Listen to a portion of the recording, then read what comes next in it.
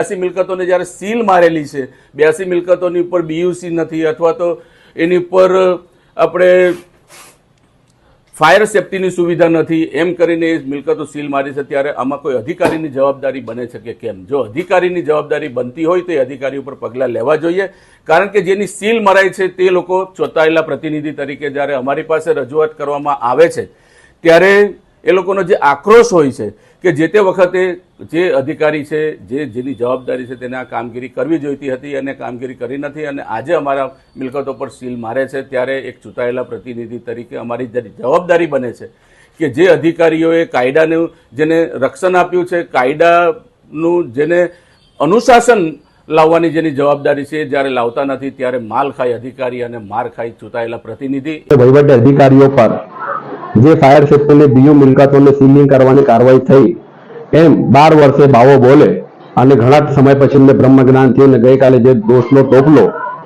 માત્ર અધિકારીઓ પર ઠાલવ્યો છે, હું એમને એક જ કહેવા માંગુ છું કે 1995 થી સુરત મહાનગરપાલિકા અને ગુજરાત રાજ્યમાં ભાજપનું શાસન છે. આપ પોતે 1990 થી લઈને 2005 સુધી સુરત મહાનગરપાલિકાના વહીવટમાં રહ્યા છો. છેલ્લા 2 ટર્મથી આપ ધારાસભ્ય છો. આપની પણ નૈતિક જવાબદારી એટલી જ છે જેટલી ભ્રષ્ટાચારી અધિકારીઓની છે.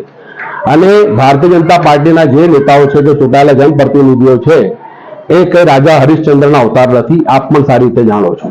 એટલે જે કઈ ગેરકાયદેસર મિલકતોનું બાંધકામ બેફામ બન્યું છે એ આપના શાસન તળે બન્યું છે. એટલે દીવા તળે અંધારું જેવો ઘાટ થયો છે. આપને એક જ વિનંતી છે કે જે કઈ નીતિ નિયમ મુજબ હોય એ બધા માટે સરખા હોવા જોઈએ.